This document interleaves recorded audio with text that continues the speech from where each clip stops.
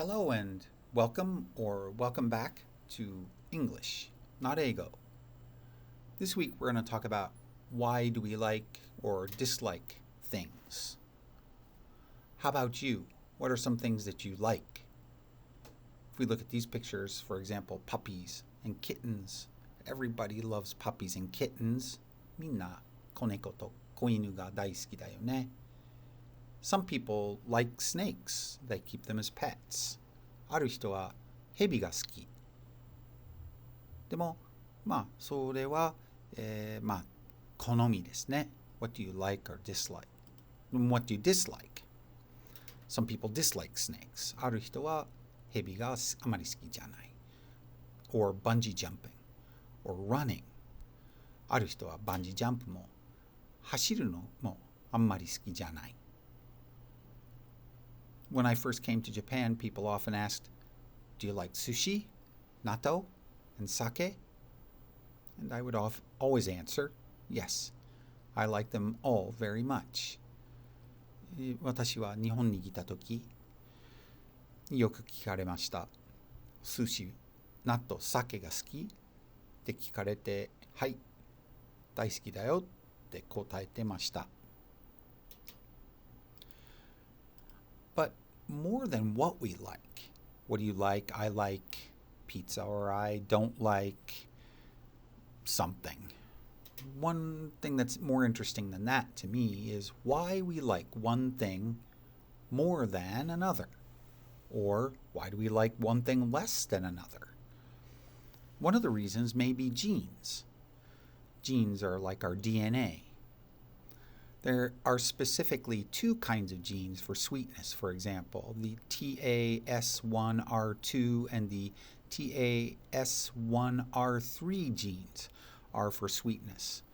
And those kind of control, to some degree, whether we like sweet things or not sweet things. But also at the same time, children like sweeter things more than adults do. 子供たちは甘いもの、大人よりも好きだし、苦い、例えばブラックチョコレート、それからコーヒー、ビールより、子供たちは甘いチョコレートが好き。And spicy food.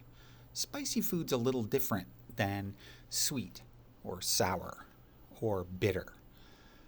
Spicy, この辛い、唐辛子辛いのものがその味は甘さ、しょっぱさ、酸っぱさ、そういう味よりも、ちょっと違うものなんだって。スパイシー、辛いものが痛みだそうです。痛みが好まれる人はいる。で、よく唐辛子をかけたりはします。So that's a little different than tastes, but at the same time, it's completely cultural. It's not something that we get from genes. It's whether we like it and whether we've grown accustomed to having it. Well, today let's read our reading. You can find that on the English Not Ego post, and the title of the post is Why Do We Like or Dislike Things?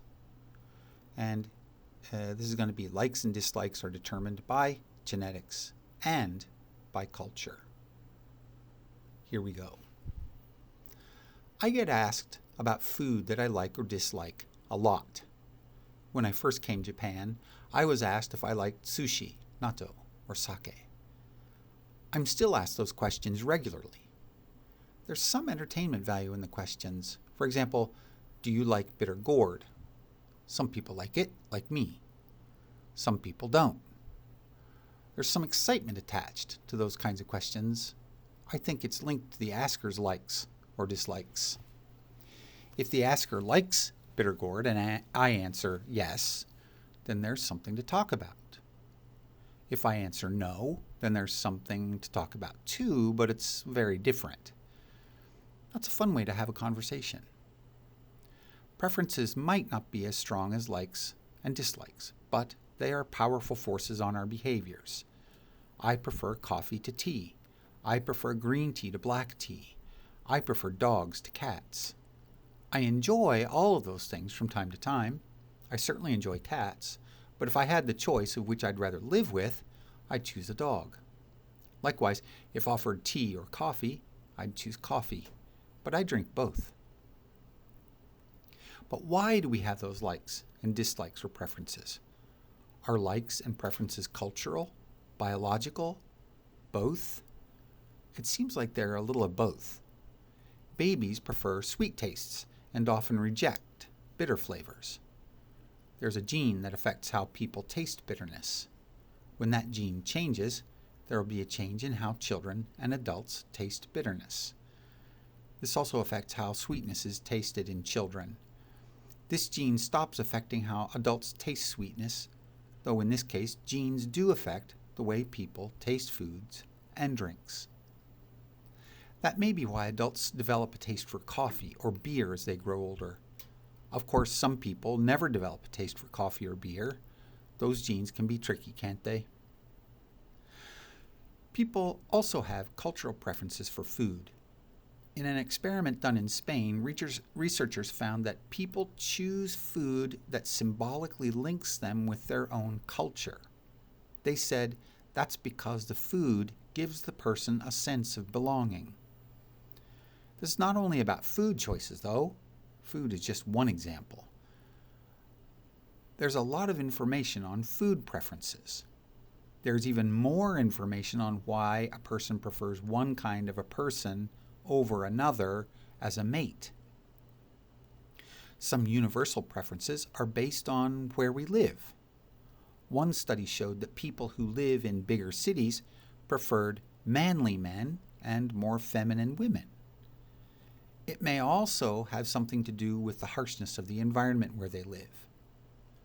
Likes and dislikes are partially determined by genetics, but also by culture. It seems that preferences in mates is similar. Answering what we like or dislike may be easy, but answering why we like it may be more complicated. That's this week's reading.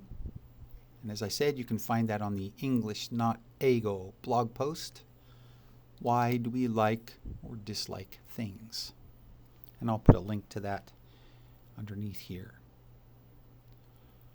Well, thank you for coming to visit again. Have you started your group? Do you have a group to study with? I hope so. Groups are certainly important. So I hope you have your group started and you're working together, maybe using these readings or some other readings and pushing along with your English learning. Thank you, and we'll see you again next time. This has been a Chichiwe production. I'm Seed. We'll see you next time.